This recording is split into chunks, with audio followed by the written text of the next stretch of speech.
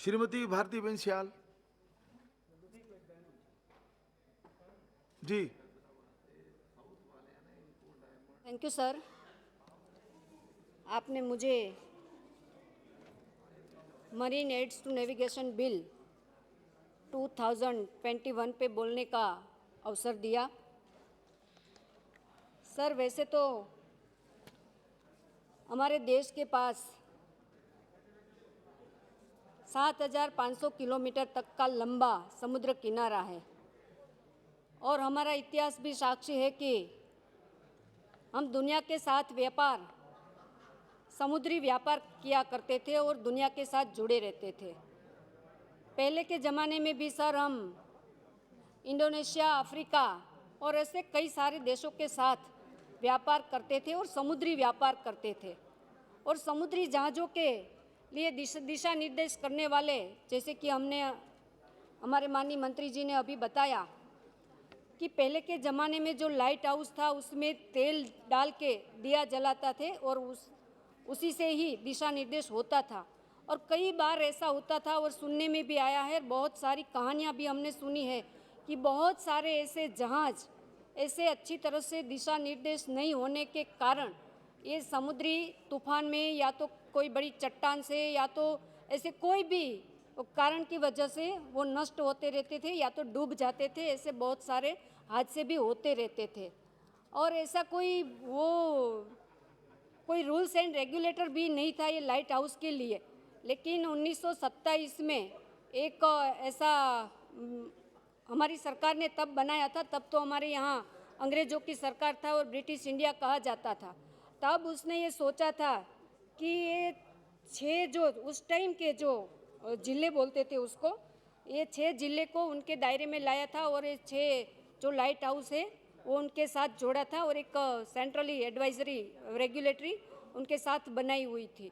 लेकिन उनके बाद मुझे नहीं लगता कि कोई ऐसा, थोड़े थोड़े अमेंडमेंट होते रहे लेकिन कोई ऐसी रेगुलेटरी नहीं बनी थी। अब तो हमारी जो भौगोलिक सीमाएं हैं वो भी बदल चुकी है। पहले तो हमारे साथ म्यांमार और पाकिस्तान, बांग्लादेश सब जुड़े रहते थे, तो हमारे जो 6 डिस्ट्रिक्ट पहले जो तय किए थे वो तो बहुत सारे इसमें भी चले गए। तो अब हमारे देश में आज़ादी के बाद ऐसा रूल्स एंड रेगुलेशन जो इंटरनेशनली फ्रेमवर्क के दायरे में आए, इंटरनेशनल दायरे में आए, ऐसा कुछ तो करना चाहिए। मुझे खेद के साथ कहना पड़ता है कि आगे की सरकारों जो आज़ादी के बाद इतने साल चली, कोई ऐसी बात या तो कोई ऐसा रूल्स रेगुलेशन या तो कोई ऐसा बिल भी पास नहीं किया कि हम इंटरनेशनल दायरे में आ सके, इंटरनेशनल कन्वेंशन के दायरे में आ सके। लेकिन आज हमारे माननीय प्रधानमंत्री जी और हमारे माननीय मंत्री जी ने बहुत ही अच्छे तरह से विचार विमर्श करके और हम इंटरनेशनली दायरे में आ सके उसके लिए ये बिल लाया है। मैं माननीय मंत्री जी और हमारे प्रधानमंत्री जी को भी बहुत बहुत धन्यवाद देती हूँ। सर, वैश्विक व्यापार की सहायता के लिए नौवहन सदियों से, जैसे मैंने बताया, सदियों से परिवहन का एक प्रमुख साधन रहा है। बंदरों को समुचित, सुरक्षित और तीव्र रूप से नौचालित करने के लिए हमेशा ज़रूरत रही है और इसमें सहायता करने के लिए पूरे विश्व में अनेक प्राधिकरणों द्वारा अपने तटीय जल, जो सीमा होती है जल की, उसके लिए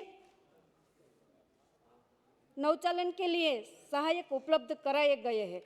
तो हमको भी पूरा अधिकार है और हमारे संविधान में भी लिखा गया है कि हमारी केंद्र सरकार को एक अधिकार दिया गया है कि ऐसे रूल्स और रेगुलेशन बनाए।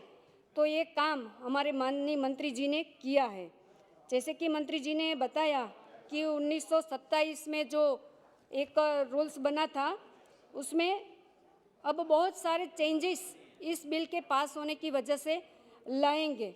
ये सारे बिल की जो डिटेल है सर, वो तो माननीय मंत्री जी बताएंगे।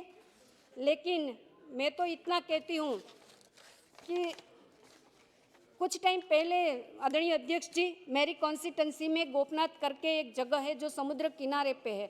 हम जब छोटे थे तब से उनका लाइट हाउस देख रहे थे और जिज्ञासा भी बनी रहती थी कि ये लाइट हाउस में क्या होता है क्या नहीं, लेकिन कभी वहीं जाना नहीं हुआ। लेकिन कुछ टाइम पहले माननीय मंत्री जी ने मेरे एरिया में एक कार्यक्रम रखा और हमको इनविटेशन मिला। अब हम जब वहाँ गए, पूरे अधिकारियों की टीम भी वहाँ मौजूद थी और हमारा जो लाइट हाउस बहुत ही पुराना था। हमने देखा कि ये जो लाइट हाउस है गोपनाथ का पूरी तरह से नया बन गया था और जैसे एक टूरिज़्म पॉइंट बना के माननीय मंत्री जी ने वहाँ रख दिया। और आज मैं गर्व के साथ कहती हूँ कि हमारा जो ये लाइट हाउस है वहाँ पूरे गुजरात से नहीं पूरे देश से है टूरिस्ट लोग आ रहे हैं, न कि सिर्फ गोपनाथ।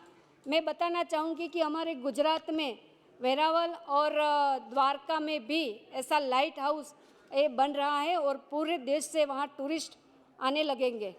मैं बताना ये चाहती हूँ माननीय अध्यक्ष जी कि अगर काम करने का तरीका ऐसा हो या तो दृढ़ इच्छा शक्ति हो तो क्या नहीं हो सकता है, जैसे हमारा माननीय मंत्री जी ने कर दिखाया है। कभी हम सोच भी नहीं सकते थे कि लाइट हाउस भी कहीं कभी पिकनिक पॉइंट या तो टूरिज़्म पॉइंट बन सकते हैं। ऐसा हमने माननीय मंत्री जी ने किया है, तो मैं फिर से उनको धन्यवाद देती हूँ। और इस बिल के जो रूल्स बने हैं उनमें बहुत सारे जो पुराने रूल्स हैं उनको फेरबदल किया है और बहुत सारे ऐसे उसके प्रावधान भी किए गए हैं जिसके वजह से हम ये पूरे उनका लीगल फ्रेमवर्क एक बनाया है और इंटरनेशनली कन्वेंशन के दायरे में हम लोग आ जाएंगे। जैसे कि हमारा देश भारत देश ऐसे बहुत सारी इंटरनेशनल संस्थाओं के साथ भी जुड़े हुए हैं, कई ऐसी संस्थाओं के साथ हमने साइन भी किए हुए हैं और इसीलिए हमको बहुत ही ज़रूरत थी, हमारे देश को भी बहुत ज़रूरत थी कि इसमें कुछ न कुछ ऐसे प्रावधान किए जाए जैसे कि हम पूरी दुनिया के साथ जुड़े रहें और पूरी दुनिया के जो नियम बने हैं उनके साथ हम जुड़े रहें। कुछ टाइम पहले इसी ही मंत्रालय ने, मैं जैसे भावनगर में से आती हूँ और एशिया का सबसे बड़ा Alang ship breaking yard sir मेरी कॉन्स्टिट्यूंसी में है।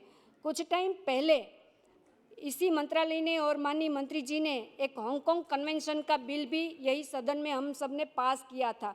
इसकी वजह से माननीय अध्यक्ष जी ऐसा हुआ है कि हमारे यहाँ जो शिप ब्रेकिंग करने के लिए जो शिप आते हैं पूरे विश्व से नहीं आते थे अभी तक, लेकिन ये बिल हांगकांग कन्वेंशन का बिल पास होने की वजह से अब हमारे अलंग शिप ब्रेकिंग यार्ड में सर पूरे दुनिया से शिप ब्रेक करने के लिए आ रहे हैं। और हम तो माननीय मंत्री जी ने बताया है कि 5 साल में हमारा जो ये उद्योग है उसमें डबल शिप आने वाले हैं। तो इस तरह से जैसे जैसे काम करते जा रही है हमारी सरकार और ग्लोबली हम इंटरनेशनल हम जुड़े रहते हैं, ये कोई भी हो, मेडिकल फील्ड हो, व्यापार का हो, बिजनेस का हो, उद्योग का हो, इन्वेस्टमेंट का हो, इसी सब तरीके से हम इंटरनेशनली जब जुड़े रहते हैं तो ये मरीन में हम कैसे पीछे रहे, इसलिए माननीय मंत्री जी ये बिल लाए हैं। बिल की डिटेल में मैंने बताया, मंत्री जी सारे बताएंगे, लेकिन इस बिल पास होने की वजह से हमारा एक तो सब सेफ्टी ऑफ नेविगेशन हो जाएगा, हमारा जो मरीन एनवायरनमेंट है वो भी अच्छा रहेगा और हमारा जो मैन पावर है अब तक जो स्किल्ड नहीं था, ये जो मरीन वाले हैं लाइट हाउस में है या तो पोर्ट पे है, जो मैन पावर था वो स्किल्ड नहीं था, लेकिन इस बिल पास होने की वजह से उनको VTS के अंतर्गत ये ट्रेनिंग मिलेगी और सर्टिफिकेशन भी इसका होगा। इसकी वजह से स्किल्ड मैन पावर भी हमको मिलने वाला है और हमारा एम्प्लॉयमेंट यानी कि रोज़गार भी बढ़ने वाला है।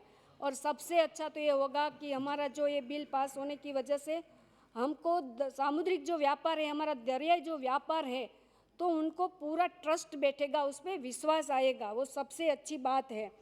और सबसे अच्छा तो यही है कि ये लीगल फ्रेमवर्क में आ जाएगा और इस तरह से ये बिल पास होने से बहुत ही अच्छा हम दुनिया के साथ जुड़ेंगे। हमारा टूरिज़्म भी, जैसे हमने बताया मेरी कॉन्स्टिट्यूंसी में हुआ है, तो हमारा टूरिज़्म भी बढ़ेगा। और एक नया आइडिया लेके माननीय मंत्री जी आए हैं कि जो भी लाइट हाउस है जो पुराने ज़माने के हैं उसको ख़त्म नहीं करेंगे, लेकिन उनको हेरिटेज लाइट हाउस में कन्वर्ट करके वो भी एक टूरिज़्म पॉइंट बनेगा, ऐसा भी सोचा है।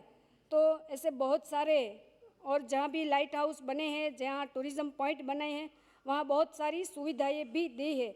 एक फिशरमैन के लिए भी ये बिल पास होने से बहुत ही अच्छा एक वो रहेगा और उनका रोज़गार भी बढ़ेगा। मैं माननीय मंत्री जी को फिर से अभिनंदित करती हूँ और इस बिल का पूरा समर्थन करती हूँ। धन्यवाद सर। श्री राम शिरोमणि वर्मा जी।